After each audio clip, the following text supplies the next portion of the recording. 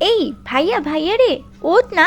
সকাল 10টা বেজে গেছে, কলেজে যাবি কখন? আবার বিকেলে তুই না বলে কোথায় যাবি? মা, উঠতেছি। কয়টা বাজে রে? এই তো 9টা 10টা বাজে, তোকে সেই সকাল থেকে ডাকতেছি, উঠতেছিস না। আম্মুও ডেকে গেছে। মেঘলা কথা শুনে বিছানা থেকে লাফ দিয়ে উঠলাম। তুই আমাকে আগে ডাক দিবি না? তাহলে তো আমি উঠে যাই। এই বলে এক দৌড়ে ওয়াশরুমে চলে গেলাম। ফ্রেশ হয়ে এসে কলেজের জন্য রেডি হয়ে নিচে নামতে আব্বু বলতে লাগলো, ওই দেখো, তোমার নবাবজাদা ছেলে আসতেছে। কিরে, সারাদিন তো বাইরে বাইরে ঘুরিস, আবার সন্ধ্যায় বের হয়ে রাত 12টায় বাসায় ফিরিস। তোকে কেউ ডাকলে তুই তাদের উপরে রাগ দেখাস। এই, তুমি চুপ করবে? আয় বাবা, টেবিলে বস, তোর জন্য রুটি বানিয়েছি। খাওয়াও খাওয়াও, পেট ভরে তোমার ছেলেকে খাওয়াও। খাবার খাইয়ে দাও যাতে বাইরে গিয়ে আড্ডা দিতে পারে আর আমাকে কথা শোনাতে পারে। কাজ কাম তো কোনো কিছুই করে না, শুধু শুধু আমাকে কথা শোনায় মানুষের। আমি কিছু না বলে বাইরে বেরিয়ে পড়লাম।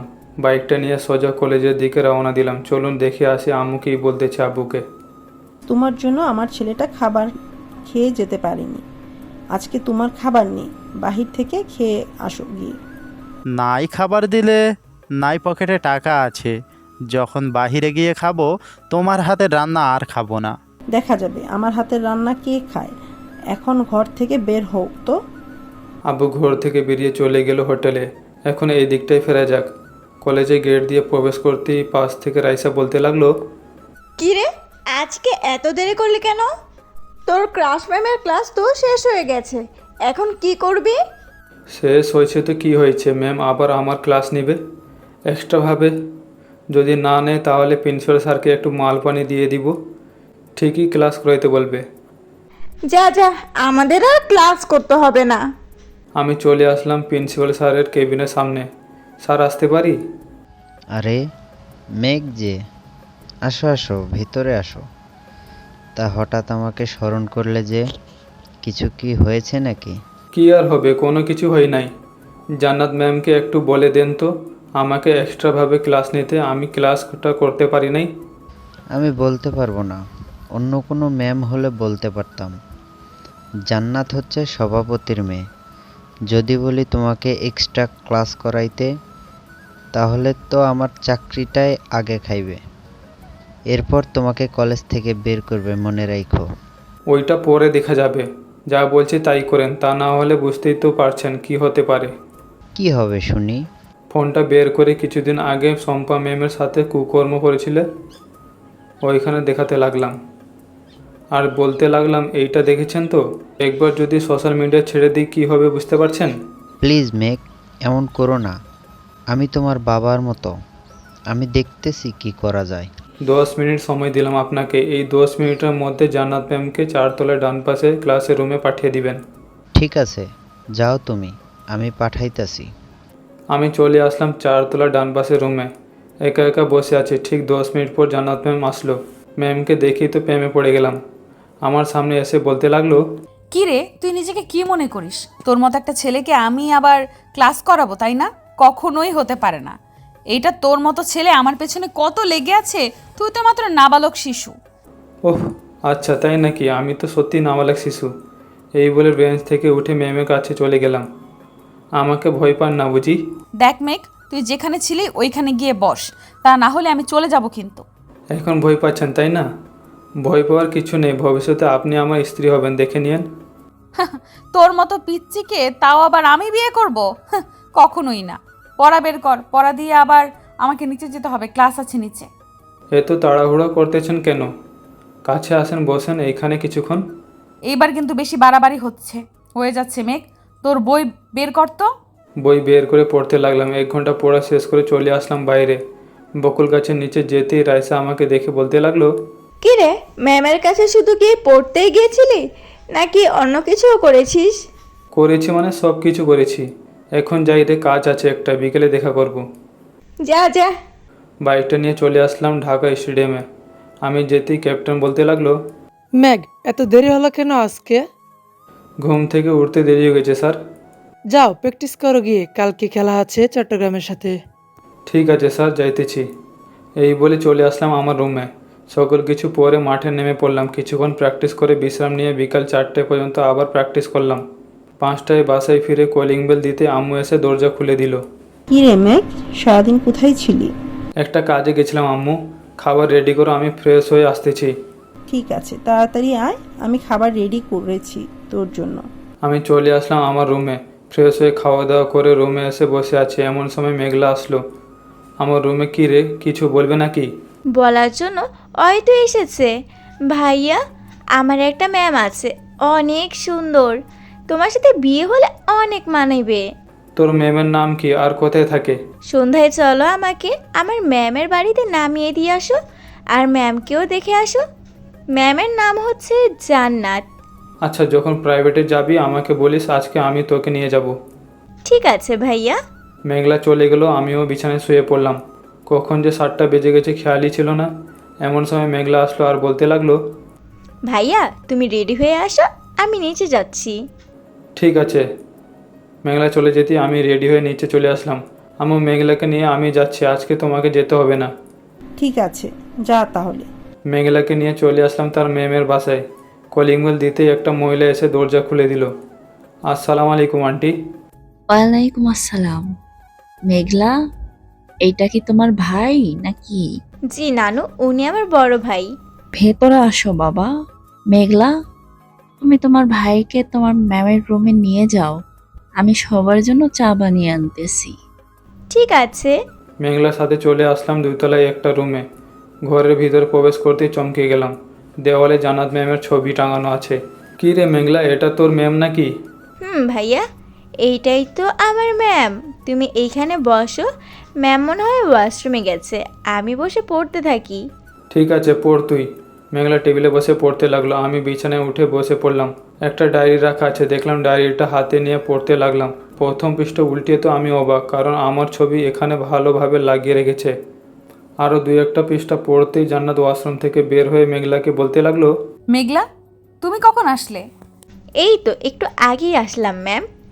জান্নাত এখনও আমাকে দেখে নাই, হঠাৎ খাটের দিকে চোখ পড়তেই চোখ বড় বড় হয়ে গেল জান্নাতের। আমার হাতে ডায়েরিটা দেখে বলতে লাগলো, কি রে, তুই এইখানে আসলে কি করে? আর আমার জিনিসে হাত দেওয়ার সাহস কি করে হয় তোর? আমি আমার বইয়ের জিনিস হাতে নিব না তো কার জিনিস হাতে নিব বলো জান? মেঘ, আমার ডায়েরি আমার কাছে ফিরিয়ে দে, তা না হলে তোর খবর আছে। কী খবর আছে শুনি? এই বলে খাট থেকে নেমে যেই ম্যামের হাত ধরতে যাব, এমন সময় আন্টি ঘরে প্রবেশ করতে করতে বলল, জান্নাত, এই নেই তোর জন্য কফি, আর মেঘলা, এই নাও তোমার জন্য বিস্কুট আর চা। ম্যামের হাত না ধরে বিছানায় বসে পড়লাম। চা খেয়ে বসে আছি, এমন সময় আন্টি বলতে লাগলো, মেঘ, আজকে রাতে ডিনার করে এরপর যাবে এখান থেকে, এর আগে যেতে দেব না কোনোভাবেই। না আন্টি, বাসায় একটু কাজ আছে, আজকে খেয়ে যেতে পারবো না, অন্যদিন খাবো এসে। তা বললে তো হবে না, আজকে যখন বলেছি আজকেই খেতে হবে। তুমি বসো, আমি তোমার জন্য রান্না বসাইতেছি। এই বলে আন্টি চলে গেলো। এক পা করে ম্যামের দিকে এগোচ্ছি, আর ম্যাম পিছাচ্ছে আর বলতেছে, দেখ মেঘ, এইবার কিন্তু সত্যি সত্যি খারাপ হয়ে যাচ্ছে। আমার শরীরে টাচ করলে তোর খবর আছে বলে দিলাম। হয়েছে, আর খবর করতে হবে না। আমার বউকে আমি যা ইচ্ছা করতে পারি, তাতে তোমার কি? তোর বউ মানে? তুমিও তো আমার বউ, তোমার ডায়েরিটা পুরোটা পড়া হয়ে গেছে আমার। এখন মিস জান্নাত একটা কিস করবো, চুপচাপ দাঁড়িয়ে থাকেন। তুই বললেই হলো নাকি? কাছে আয়, তোর কিস করা বের করতেছি। কাছে যেতে জান্নাত আমার মাথার চুলগুলো ধরে টানতে লাগলো। ম্যাম, ব্যথা পাচ্ছি তো, ছাড়েন। ম্যাম, আপনি আমার ভাইয়াকে মারতেছেন কেন? ভাইয়াকে ছেড়ে দেন। ওরে ননদিনী, তোমার ভাই অন্য করেছে, এর জন্য শাস্তি দিতেছি। তুমি চুপচাপ পড়া শেষ করো। ঠিক আছে ম্যাম। কিছুক্ষণ চুল টানাটানি করার পর ম্যাম আমাকে ছেড়ে দিয়ে বলল, সব কিছু যখন জেনেই গেছিস, এখন চুপচাপ খাটে গিয়ে বস, আমি পড়াইতেছি। খাটে বসবো কেন? আমি না তোমার ছোট? আমাকে কোলে নিয়ে বসে থাকবে? ঠেকা পড়ছে না তোর মতো দামড়াকে কোলে নিয়ে বসে থাকতে? যা ওইখানে গিয়ে বস। আমি খাটের উপর শুয়ে পড়লাম। জান্নাত মেঘলাকে পড়াচ্ছে। রাত 8টায় পড়া শেষ হতেই আমরা 3জন নিচে চলে গেলাম। মেঘ, টেবিলে বসো, খাবার দিতেছি তোমাদের। এত কষ্ট করার কী ছিল? এই বলে খাওয়ার টেবিলে বসে পড়লাম। খাওয়া দাওয়া শেষ করে রাত 9টায় বাসা চলে আসলাম। কলিং বেল দিতে আম্মু এসে দরজা খুলে দিল আর বলতে লাগলো, কি রে, এত দেরি হলো কেন? শ্বশুরবাড়ি খাবার খেয়ে আসলাম, তাই তো দেরি হয়ে গেছে। তোর কথায় আগা মাথা কিছুই বুঝতেছি না আমি। তুই কি বলতে চাইতেছিস খুলে বলতো। জান্নাতের সাথে যে আমার ছোটোবেলায় বিয়ে দিয়েছো এটা আমি জেনে গেছি। এটা তুই জানলি কি করে? জান্নাত বলেছে নাকি? না, জান্নাত বলে নেই, এমনিতেই জানতে পেরেছি। এখন বলো, জান্নাতকে কবে আমার বউ করে আনবে? আগে চাকরি কর, এরপর না হয় চিন্তা ভাবনা করবো নে কবে বউ করে আনি জান্নাতকে। ও আচ্ছা, এখনও তোমরা আমার চাকরি নিয়ে পড়ে আছো তাই না? ঠিক আছে, যেই দিন চাকরি করব ওই দিন না হয় বিয়ে করব। এই বলে ঘরে চলে আসলাম। ফ্রেশ হয়ে বিছানায় শুয়ে পড়তেই ফোনটা বেজে উঠল। অচেনা নাম্বার রিসিভ করি নাই, বালিশের পাশে রেখে দিলাম। ফোনটা কয়েকবার ফোন দিতেই রিসিভ করে বললাম, আসসালামু আলাইকুম, কে বলছেন? ওয়ালাইকুম সালাম। আর কে বলবো বলো, আমি বলতেছি। আমিটা আবার কে? আমিটার নাম নেই নাকি? নাম থাকবে না কেন? তোমার অতি আপনজন। দূর, আপনার নাম বলে না হলে ফোন কেটে দিই। আমি জান্নাত। ও তুমি, আমার নাম্বার কই থেকে পাইছো? কই থেকে আর পাবো, রাইসার কাছ থেকে নিয়েছি। কি করো এখন? এই তো শুয়ে আছি, তুমি কি করো? আমিও শুয়ে আছি। জান্নাতের সাথে আরও কিছুক্ষণ কথা বলে ঘুমিয়ে পড়লাম। ঘুম ভাগলো পরের দিন সকাল 10টায়। উঠে ফ্রেশ হয়ে চলে আসলাম স্টেডিয়ামে। স্যার, আমাদের খেলা কয়টায় শুরু হবে আজকে? রাত 10টায় খেলা শুরু হবে আজকে। যে করে হোক না কেন আমাদের খেলাটা জিততে হবে মেক। যদি না জিততে পারি তাহলে আমরা ফাইনাল থেকে বাদ পড়ে যাব। চিন্তা করবেন না স্যার, ইনশাল্লাহ আমরাই জিতব। দেখে নিও। সবাইকে ডাক দেন, ওদের সাথে কিছু কথা আছে। আর সাব্বিরকে বলেন যেখানে থাকুক না কেন চলে আসতে এখন। কিন্তু মেক, সাব্বির তো অসুস্থ, ওকে পারবে খেলতে? ওকে ফোন দিয়ে বলেন আসুক আগে, এরপর না হয় দেখা যাবে খেলতে পারবে কি না। ঠিক আছে, তুমি একটু রেস্ট করো গাছের নিচে গিয়ে, আমি সবাইকে ডেকে আনতেছি। ঠিক আছে স্যার। আমি চলে আসলাম মাঠে। এক্ষণে একটা গাছের নিচে ছায়ায় বসে আছি। কিছুক্ষণ পর পুরো টিম আসলো। স্যার, সাব্বির আসে নাই? আসতেছে, ওদেরকে সব বুঝিয়ে দাও কী কী করতে হবে। রাফি, তুমি তো বোলিং করতে পারো ভালো। এক ওভারে দুইজনকে আউট করতে পারবে না নাকি? ভাই, এটা তো শিওর দিয়ে বলতে পারবো না। ওদের দলের মানুষ কেমন ব্যাটিং করে তাও জানি না। চেষ্টা করব দুজনকে আউট করার। ঠিক আছে। আর আমাদের যদি ব্যাটিং পড়ে রাব্বি আর রাফিন, তোমরা দুজন আগেই নামবে। তোমাদের দুজনের টার্গেট 100 রান রাখতে হবে। ভাই, আমি একটু অসুস্থ, আমি প্রথমে নামতে পারবো না। আপনি রাজীব ভাইয়ের নামান রাফিন ভাই এর সাথে। রাজীব ভাইও তো ভালো ব্যাটিং করতে পারে। ঠিক আছে, দুজন নামবে। আমাদের টার্গেট থাকবে 50 ওভারে 400 রানের। যদিও 400 রান নিতে পারবো না জানি, তবুও চেষ্টা করলে ইনশাল্লাহ পারবো আমরা। তোমরা সবাই মেঘের কথা শুনবে। ওই তো সাব্বির চলে এসেছে, আর ওর সাথে একটা ছেলে দেখা যাচ্ছে। কিছুক্ষণ পর সাব্বির আসলো, সাথে একটা ছেলে। সাব্বির, এখন তোমার শরীর কেমন আছে? আলহামদুলিল্লাহ, কিছুটা ভালো আছি আগের থেকে। আজকে রাতে না কি খেলা আছে? খেলা তো আছেই। তুমি কি আজকে রাতে আমাদের সাথে খেলতে পারবে? ভাই, আমি খেলতে পারবো না পায়ের জন্য। তবে আমার মতো ওয়ও খেলে, আপনি ওকে দেখতে পারেন। ফয়সাল, যাও। ফয়সালকে নিয়ে চলে আসলাম ট্রেনিং দেওয়াতে। ফয়সাল, এক ওভারে কত রান নিতে পারবে? এক ওভার এই 3-4 আর 2টা 6 মারবো। ঠিক আছে, যদি মারতে পারো তাহলে আমাদের টিমে তোমাকে খেলতে নিব। এই নাও, এইগুলো পড়ে নাও। রাফি, এক ওভারে 3টা 4 আর 2টা 6 মারবে। এখন তুমি বুঝে নাও কী করে ওকে আটকাবে। ঠিক আছে ভাই। রাফি বল করছে, ফয়সাল ব্যাটিং করছে। প্রথম বল 6 মেরে দিল। এই দেখে তো অবাক, কারণ রাফির বলে আমাদের দলে কেউ এমন মারতে পারে না। রাফি, 2 নম্বর বল করো। জি ভাই। রাফি বল করতে লাগলো। ফয়সালের ব্যাটিং দেখে আমি পুরোই অবাক, কারণ 6 বলে 4টা 6 মেরেছে, আর 2 বলে 4 মেরেছে 2টা। তোমার প্রত্যেক বলেই ওই তো দেখা গেছে ও 4-6 মেরেছে। বাহ ফয়সাল, তোমার মতো আর আমাদের টিমে এমন একজন লাগবে। সাব্বির, ধন্যবাদ আমাদের টিমে এমন একজনকে এনে দেওয়ার। ভাই, আমি এই টিমে খেলি। আমার দায়িত্ব যে এই টিমটা আমরা আরও এগিয়ে নিয়ে যাওয়ার। ফয়সাল, এখন চলো, আমরা সাথে বিকালে তোমাকে নিয়ে আসবো এইখানে। যাও। আর সাব্বির, তুমিও রেডি হয়ে চলে আসো। তুমি এখন খেলবে না, তখন না হয় বসে বসে খেলা দেখো। ঠিক আছে ভাই, যাই তাহলে এখন। সাব্বির আর ফয়সাল চলে গেল। সবাই এখন বাড়িতে চলে যাও। বিকাল 5টায় মাঠে থাকবে সবাই।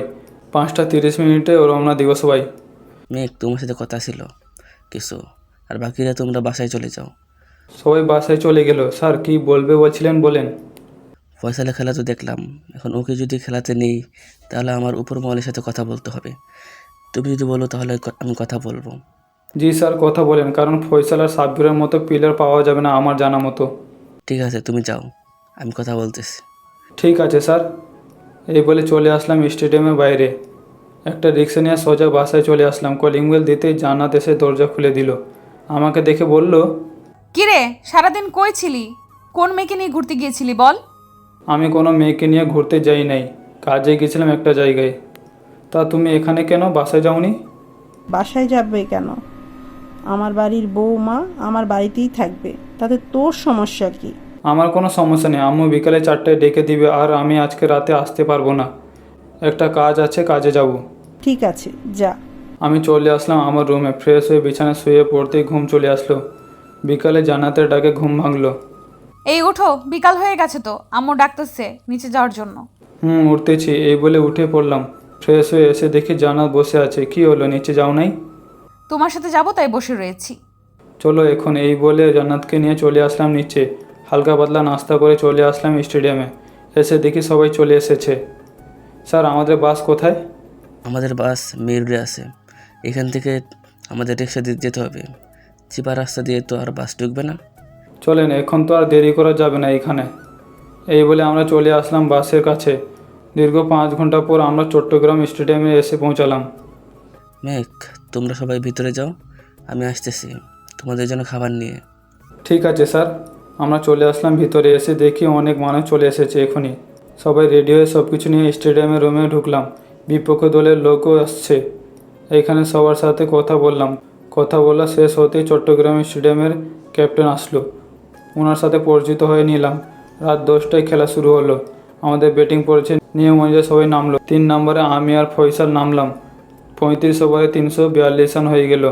দেখতে দেখতে আমাদের ব্যাটিং করা শেষ। আমাদের মোট রান হচ্ছে 457। বিপক্ষ দলে ব্যাটিং করা শুরু করলো। 1 ওভারে 3 জনকে আউট করে রাফি। দেখতে দেখতে ওদের সবাইকে আউট করে ফেললাম। 30 ওভারের মধ্যে ওরা রান নিয়েছে 187। আমাদের হাতে ট্রফি তুলে দিলেন সবাই ট্রফি নিয়ে আমরা সবাই একটু বিশ্রাম নিয়ে হালকা নাস্তা করে সকালের দিকে রওনা দিলাম ঢাকার উদ্দেশ্যে। ঢাকা আস্তে আস্তে 11টা বেজে গেল। স্টেডিয়ামে সবার সাথে কথা বলে নিলাম। বিকাল 5টায় সবাই দেখা করবে এইখানে। ফয়সাল, তুমিও আসবে? ঠিক আছে। সবার কাছ থেকে বিদায় নিয়ে চলে আসলাম বাসায়। কলিং বেল দিতে আব্বু এসে দরজা খুলে দিল। আমাকে দেখে আব্বু বলতে লাগলো, কই গো, দেখো তোমার গুণধর ক্রিকেটার ছেলে এসেছে, দুধ আর কলা নিয়ে আসো, একটু তাকে পুষে নিই। আমার ছেলেকে এইসব বলতেছো কেন? টিভিতে দেখো নাই কালকে রাতে 6 কয়টায় মেরেছে? ঘরে আয় বাবা, যা ফ্রেশ হয়ে নে, তোর জন্য দুধ নিয়ে আসতেছি। বাজার থেকে আমি না হয় কিছু ফল কিনে আনি, কি বলো? তো দাঁড়িয়ে আছো কেন এইখানে? তাড়াতাড়ি যাও, গিয়ে ফল কিনে আনো। আজকে অনেক দিন পর আম্মু আব্বুকে এত খুশি দেখতেছি। আসলে আব্বু আম্মু জানতো না আমি যে ক্রিকেট খেলি। কালকে রাতে হয়তো টিভিতে দেখেছে, তাই জানতে পেরেছে, তা না হলে কখনোই জানতো না। আমি চলে আসলাম আমার রুমে। এসে দেখি জান্নাত আর মেঘলা ফোনে কি যেন দেখতেছে। আমাকে দেখে মেঘলা বলল, ইয়ে, ভাইয়া এসেছে, ভাইয়া এসেছে। ভাইয়া, তোমার ট্রফি কোথায়? আমার ট্রফি তো স্টেডিয়ামে রেখে এসেছি। কালকে রাতে ঘুমাস নাই নাকি তুই? না ভাইয়া, কালকে সারা রাত তোমার খেলা দেখেছি। তুমি কতগুলো রান করেছো আমি গুনে রেখেছি, এই দেখো। পাগলি বোন আমার, যা এখন আমি ফ্রেশ হয়ে গিয়ে। মেঘলা, তুমি তোমার রুমে যাও তো, তোমার ভাইয়াকে একটু আদর করি। আদর করে কি করে? আমিও দেখবো, প্লিজ ম্যাম। এগুলো দেখা যায় না, তুমি যাও। ঠিক আছে। মেঘলা চলে গেল। আমি ওয়াশরুমে ঢুকে শাওয়ারটা ছেড়ে দিলাম। ফ্রেশ হয়ে টাওয়ালটা পরে বের হতেই জান্নাত বলতে লাগলো, ইস রে, আমার বরটা দেখে অনেক কিউট। এই বলে টাওয়ালটা টান দিয়ে খুলে ফেললো।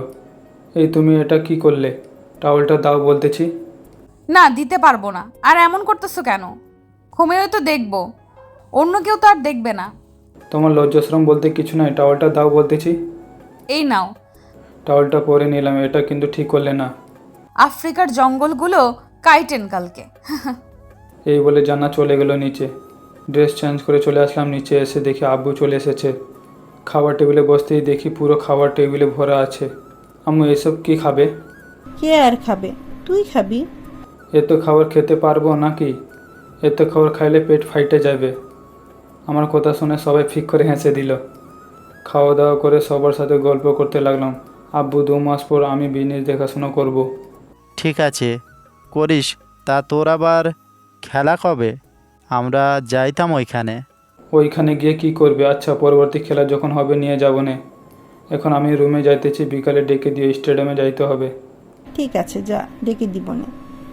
আমি চলে আসলাম আমার রুমে। সারা রাত না ঘুমানোর জন্য শরীরটা ক্লান্ত হয়ে গেছে, তাই ঘুমিয়ে পড়লাম। বিকালে জান্নাত আর মেঘলাকে নিয়ে চলে আসলাম বাইরে।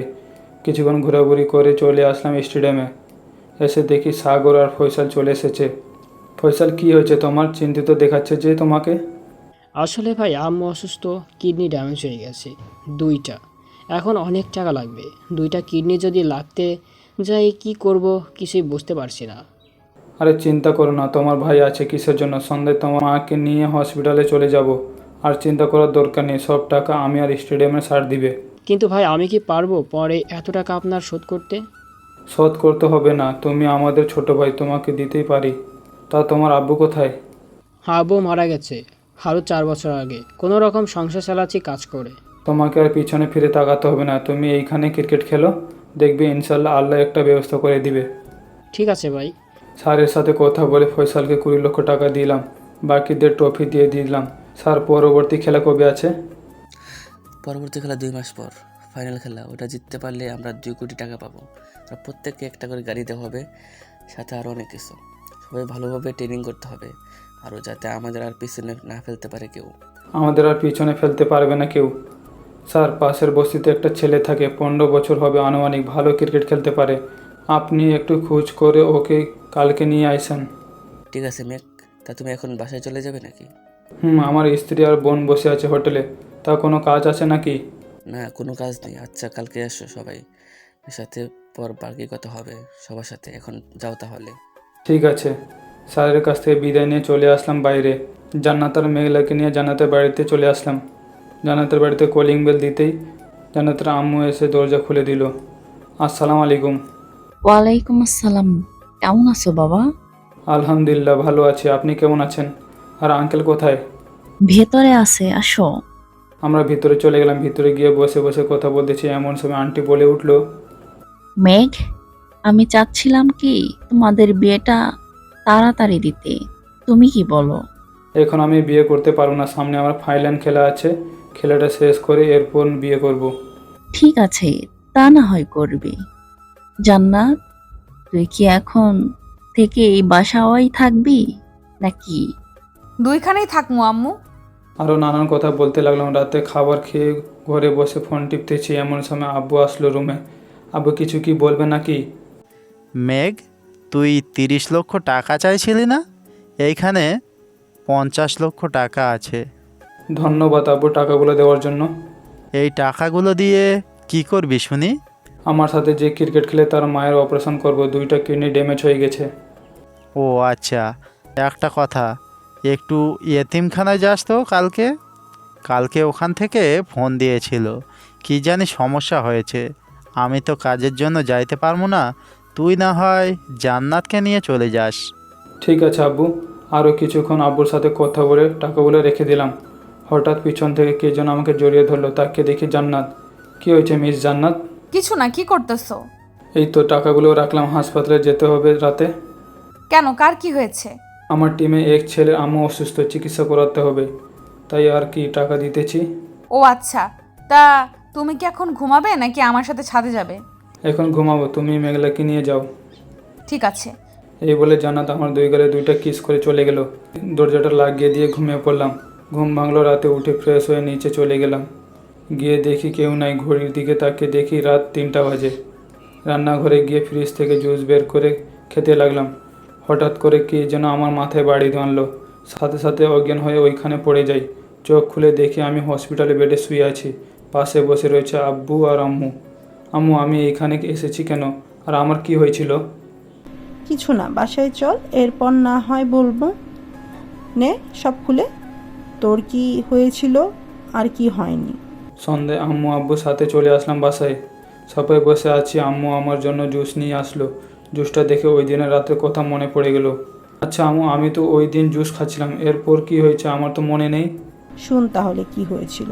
ওই দিন রাতে তুই যখন জুস খাচ্ছিলি তখন জান্নাত নিচের নাম ছিল অন্ধকার রে। তোর মুখ না দেখতে পেয়ে জান্নাত ভাবছিল বাসায় চুর ঢুকেছে, তাই ফুলদানি দিয়ে তোর মাথায় বাড়ি দিয়েতেই তুই অজ্ঞান হয়ে পড়ে যাস। যখন দেখি তোর জ্ঞান ফিরছিল না তখন ডাক্তারের কাছে নিয়ে যাই। ডাক্তার দেখে ওষুধ দিয়ে দিল। এইসব আর ভাবতে হবে না, যা রুমে যা, গিয়ে রেস্ট কর, তোর জন্য খাবার নিয়ে আসতেছি। বিছানায় খাটের সাথে হেলান দিয়ে বসে আছি, এমন সময় জান্নাত আর মেঘলা ঘরে ঢুকলো। কি রে, কি হয়েছে মেঘলা? কিছু না ভাইয়া, এই নাও, তোমার কাছে ম্যামকে দিয়ে গেলাম, একটু পর আসতেছি আমি। এই বলে মেঘলা চলে গেল। জান্নাত মাথা নিচু করে চুপচাপ বসে আছে। কি হলো, কথা বলছেন না কেন? প্লিজ আমাকে মাফ করে দেন, আমি না বুঝে আপনার মাথায় বাড়ি দিয়েছি। আরে পাঁচ ছাড়ো, মাপ চাইতে হবে না। এই বলে জান্নাতকে জড়িয়ে ধরলাম। এমন সময় মেঘলা ঘরে ঢুকতে ঢুকতে বলল, ভাইয়া আমি দেখে ফেলেছি, তুমি ম্যামকে জড়িয়ে ধরছো। ওরে পাকনা বুড়ি রে, তোমার ভাই আমাকে জড়িয়ে ধরবে না কাকে জড়িয়ে ধরবে বলো? তোমাকে জড়িয়ে ধরবে কেন ভাইয়া, আমাকে জড়িয়ে ধরবে, তাই না ভাইয়া? আমি আমার বোনকে জড়িয়ে ধরবো। এই বলে মেঘলাকে কোলে তুলে নিলাম। মেঘলার বয়স 6 বছর চলতেছে, কিন্তু দেখে বোঝা যায় না ওর 6 বছর চলতেছে। ওর কথা বোঝা যায় যে এখনও ওর 4 বছরের শিশু। ভাইয়া আমাকে চকলেট কিনে দিবে না? আমার ব্যাগে গিয়ে দেখো চকলেট আছে, যাও নিয়ে আসো। ঠিক আছে। মেঘলা চলে গেল। জান্নাত আমার মাথাটা একটু টিপে দিবা, ব্যথা করতেছে। এখানে শুয়ে পড়ো, তোমার মাথা টিপে দিতেছি, আর তুমি ঘুমিয়ে থাকো, তাহলে আর মাথা ব্যথা করবে না। ঠিক আছে। জান্নাতে খুলে মাথা রেখে শুয়ে পড়লাম। জান্নাত আমার মাথা টিপে দিতেছে। কখন যে ঘুমিয়ে গেছি খেয়াল নেই। ঘুম ভাঙতে দেখি কেউ নাই। উঠে ফ্রেশ হয়ে নিচে দেখি সবাই বসে টিভি দেখতেছে। আমাকে দেখে আব্বু বলল, আয় মেঘ, এইখানে বস। আমি গিয়ে আব্বুর পাশে বসে পড়লাম। হঠাৎ কলিং বেল বেজে উঠলো। আম্মু গিয়ে দরজা খুলে দেখতে আমাদের স্টেডিয়ামের স্যার আসলো। স্যার, হঠাৎ আপনি আমার বাসায়? মেঘ, ফয়সালের মায়ের চিকিৎসা করাতে হবে, তুমি না বলছো টাকা দিবে? স্যার, আমি অসুস্থ তাই যাইতে পারি নাই। আপনি বসেন, আমি টাকাগুলো আনতেছি। আর সকল কিছু ব্যবস্থা করে দিন। ফয়সালকে সকালে আমি গিয়ে দেখে আসবো। সকল কিছুর ব্যবস্থা করা হয়ে গেছে, এখন শুধু কিডনিটা ট্রান্সফার করবে, আর কিছু না। ঠিক আছে। এই বলে আমি আমার রুমে চলে আসলাম। ফয়সালের জন্য যে টাকাগুলো রেখেছিলাম সবগুলো নিয়ে চলে আসলাম নিচে। এই নিন স্যার, আমি এখানে 50 লক্ষ টাকা আছে। যত টাকা লাগে খরচ করেন, টাকা লাগলে আরও দিব। ঠিক আছে মেঘ, এখন তাহলে আমি যাই। কালকে সকালে পিজি হাসপাতালে চলে আসো, 302 নম্বর রুমে। ঠিক আছে। স্যার চলে গেল। রাতে খাওয়া দাওয়া করে শুয়ে আছি, এমন সময় জান্নাত রুমে এসে বলতে লাগলো, আমি আর তোমাকে ছাড়া থাকতে পারবো না, প্লিজ আব্বু আম্মুকে বলে চলো বিয়েটা করে ফেলি। এখন বিয়ে করতে পারবো না, সামনে আমার ক্রিকেট খেলা আছে, ওইটা শেষ করে এরপর বিয়ে করব তোমাকে। ঠিক আছে, আমি তাহলে আমার বাড়িতে চলে যাই, যেদিন বিয়ে করবে ওই দিন আসবো এই বাড়িতে। আচ্ছা চলে যাও, সমস্যা নেই। এটা বলতে জান্নাত রেগে ঘর থেকে বেরিয়ে গেল। মাইয়া মানুষ বুঝে এটা জান্নাতকে দেখে বোঝা যায়। ওই ক্রিকেট খেলা শেষ হলেই করবো বিয়ে, এর আগে বিয়ের নামও তুলবে না। এই বলে ঘুমিয়ে পড়লাম। সকালে ফ্রেশ হয়ে সোজা চলে আসলাম হাসপাতালে। এসে দেখি স্যার আর ফয়সাল কথা বলতেছে। আমি ওদের কাছে যেতেই ফয়সাল বলতে লাগলো, ভাই আম্মুকে নাকি ওইখানে 10 দিন রাখতে হবে, এখন কি করব? রাখবি, সমস্যা কি? টাকা লাগলে আমি দিব, আগে তোর মাকে ভালো করে, এরপর না হয় বাকি কাজ করিস। ধন্যবাদ ভাই। ফয়সালকে একটা কেবিন দেওয়া হলো। 10 দিনের জন্য হাসপাতালে আরও কিছু কাজ করে চলে আসলাম বাসায়। কলিং বেল দিতে জান্নাত এসে দরজা খুলে দিল। কী ব্যাপার মহারানী, এখনও খেপে আছেন কেন? জান্নাত কোনো কিছু বলছে না। জান্নাত কিছু না বলে চলে গেল। দরজাটা লাগিয়ে দিয়ে চলে আসলাম রুমে। ফ্রেশ হয়ে খাটে উপর বসে ফোন টিপতেছি, এমন সময় জান্নাত আসলো আর বলল, শেষবারের মতো বলতেছি, বিয়ে করবি কি না? বলেছি তো করবো 2 মাস পর। 2 মাস পর না, আজকেই বিয়ে করতে হবে, তা না হলে হয় এটা দেখতেছিস তো আমার জীবন শেষ করে ফেলবো। জান্নাত হাতে ছুরি নিয়ে দাঁড়িয়ে আছে। আচ্ছা কি করতে পারবে তুমি, দেখি আমিও একটু। আমাকে বিয়ে করার জন্য মিস জান্নাত কি করতে পারে দেখবি, এই দেখ। এই বলে জান্নাত তার হাতে ছুরি চালিয়ে দিল। এই তুমি এটা কি করলে, দেখো কত রক্ত বেরোচ্ছে। বের হোক, আমার কাছে আসবি না বলে দিলাম। তুমি কি পাগল হয়ে গেছো? আমাকে বলেছি তো বিয়ে করব আমি, তাহলে এত পাগলামি করা মানে কি? আমাকে আজকেই বিয়ে করতে হবে, না হলে আমি কিছু একটা করে ফেলবো। ঠিক আছে, আমি আব্বু আম্মুর সাথে কথা বলে দেখবো না। এইখানে শুয়ে থাকো তুমি। আমার মাথা ঘুরাচ্ছে। কতগুলো রক্ত বের হয়ে গেছে শরীর থেকে, মাথা ঘোরাবে না তো কি হবে? শুয়ে থাকো, আমি আম্মুকে বলতেছি তোমার জন্য কিছু বানিয়ে আনতে। এই বলে চলে আসলাম নিচে। আম্মু আম্মু। কি হয়েছে? এইভাবে ডাকাডাকি করতেছিস কেন? জান্নাত হাত কেটে ফেলেছে। কি বলিস? একটু আগে না দেখলাম ভালো ছিল, হাত কাটলো কখন? আর কোথায় আছে এখন? আম্মু রুমে শুয়ে রেখে এসেছি, কিছু বানিয়ে নিয়ে যাও, আমি ডাক্তারকে ডেকে আনতেছি। ঠিক আছে, যা বাড়ি তাড়াতাড়ি। আমি চলে আসলাম বাইরে। আমার পরিচিত একটা কাকা আছে, উনি ডাক্তার, ওনাকে নিয়ে চলে আসলাম বাসায়। কিছু ওষুধ দিয়ে গেল। হাত কাটার প্রয়োজন কি ছিল? তোমাকে তো কিছুর কমতি রাখি নাই, হাত কাটতে গেলে কেন? আপনার ছেলেকে কি বলেছি বিয়ে করতে, আজকে সে বলে বিয়ে করতে পারবে না, তাই হাত কাটছি। আমাকে তো একবার বলতে পারতে, তাই না? আমি দেখতাম বিয়ের বিষয়টা। আচ্ছা ম্যাক, তুই বস এখানে, আমি তোর আব্বুর সাথে কথা বলতেছি। ঠিক আছে আম্মু। এই বলে চলে গেল। দেখতে দেখতে সন্ধ্যা হয়ে আসলো। দুই পরিবারের সম্মতিতে আমাদের বিয়েটা হয়ে গেল। রাতে জান্নাত ঘরে বসে আছে, আমি সাব্বির রাফি ছাদে বসে গল্প করতেছি। এমন সময় আম্মু আসলো। ম্যাক যা রুমে, যা জান্নাতকে খাবার খাইয়ে দিয়ে ঘুমিয়ে থাক গিয়ে। ঠিক আছে আম্মু। আমি চলে আসলাম রুমে। এসে দেখি মেঘলা আর জান্নাত বসে আছে। কিরে মেঘলা, তুই এখানে কি করিস? আজকে আমি এই রুমে ঘুমাবো। তুই এই রুমে ঘুমালে আমি কোন রুমে ঘুমাবো তাহলে? নিচে ঘুমাবে আমি, আর ম্যাম খাটে ঘুমাবো। ঠিক আছে ঘুমাস। জান্নাত খাবারগুলো খেয়ে নাও। আম্মু কি বলেছে মনে নাই? খাইয়ে দিতে বলেছে। জান্নাত আর মেঘলাকে খাইয়ে দিয়ে আমিও খেয়ে নিলাম। নিচে ঘুমানোর জন্য বিছানা রেডি করতেছি, এমন সময় আম্মু আসলো। নিচে বিছানা দেখে আম্মু বলতে লাগলো, কি রে ম্যাক, নিচে বিছানা কেন? নিচে কে ঘুমাবে? কে আর ঘুমাবে, আমি ঘুমাবো।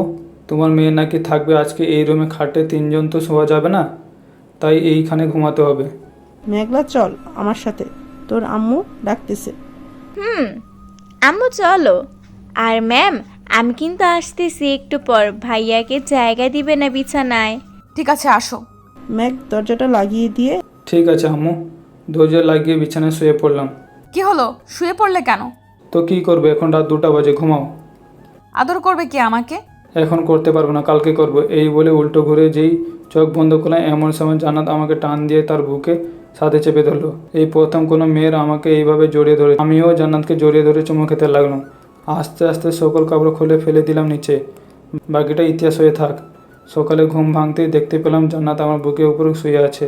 দুইজন শরীরে কোনো কিছু কাপড় নেই। এই জান্নাত উঠো, এখন সকাল হয়েছে তো। না এখন উঠবো না, আরো পরে উঠবো। এই দেখো আম্মু ডাকতেছে, যাও ফ্রেশ হয়ে নিচে যাও। ভাইয়া ভাইয়া, দরজা খুলো, আমি ভিতরে যাব। দাঁড়া, খুলতেছি। যাও ফ্রেশ হয়ে আসো। মেঘলা চলে এসে এই বলে বিছানা থেকে উঠে পড়লাম। দুজন ড্রেস পরে দরজা খুলতেই মেঘলা ঘরে ঢুকলো আর বলতে লাগলো, ম্যাম কোথায় গেছে? ম্যামকে ডেকে দাও। তোর ম্যাম ওয়াশরুমে গেছে, বস এখানে। কিছুক্ষণ পর জান্নাত বেরিয়ে আসলো। তোমরা দুজন নিচে যাও, আমি আসতেছি একটু পর। ঠিক আছে আসো। ওরা দুজন নিচে চলে গেলো। আমি ফ্রেশ হয়ে চলে আসলাম নিচে। খাওয়া দাওয়া করে বসে আছি, এমন সময় স্টেডিয়াম থেকে ফোন আসলো। ফোনটা রিসিভ করতেই ওপাশ থেকে বলতে লাগলো, একটু আসো তো, স্টেডিয়ামে কিছু কথা আছে। ঠিক আছে স্যার, আসতেছি। এই বলে ফোনটা কেটে পকেটে রেখে দিলাম। কিছুক্ষণ পর চলে আসলাম স্টেডিয়ামে। স্যারের সাথে কথা বলে কিছু জিনিস নিয়ে চলে আসলাম স্টেডিয়ামের জন্য। দেখতে দেখতে 2 মাস কেটে গেল। আমাদের ফাইনাল খেলা হয়ে গেল। ফাইনাল খেলায় আমরা বিজয়ী হলাম। সবাইকে একটা করে গাড়ি দিয়েছে, আরও অনেক জিনিস দিয়েছে। রাতে খাবার টেবিলে বসে খাবার খাচ্ছি, এমন সময় আব্বু বলল, মেঘ, এখন থেকে না হয় অফিস দেখাশোনা করিস। জি আব্বু, এখন থেকে অফিস যাব, তুমি আমাকে সকল কাজ বুঝিয়ে দিও। ঠিক আছে। খাওয়া দাওয়া শেষ করে রুমে চলে আসলাম। বসে বসে কম্পিউটার টিপতেছি, এমন সময় জান্নাত আসলো। নিচের কাজ শেষ নাকি? তোমার কাছে একটা জিনিস চাইতাম, যদি দিতে। আমার কাছে থাকলে দিব, বলো তুমি। আমার একটা বেবি লাগবে, এনে দিবা? জান্নাতের দিকে তাকাতেই লজ্জায় মাথা নিচু করে ফেললো জান্নাত। বেবি নিতে হলে অনেক কষ্ট করতে হয়, জানো তো সব। জানি, আমি সব কষ্ট সহ্য করতে রাজি আছি। জান্নাতকে কোলে তুলে বিছানায় শুয়ে দিলাম। জান্নাতের ঠোঁট জোড়া আমার দখলে নিয়ে নিলাম। আস্তে আস্তে তার সমস্ত কাপড় খুলে ফেলে দিলাম নিচে। বাকিটা আর বললাম না। যারা বাকিটা শুনতে চান, বিয়ে করে বাকিটা নিজেরাই জেনে নেন। আজকের গল্পটা এই পর্যন্ত। আবার দেখা হবে অন্য কোনো নতুন গল্পে। ধন্যবাদ সবাইকে। নিত্য নতুন রোমান্টিক ভালোবাসার গল্প শুনতে চাইলে আব্দুল লাভ স্টোরি ইউটিউব চ্যানেলটি সাবস্ক্রাইব করে নোটিফিকেশন অন করে আমাদের পাশেই থাকুন।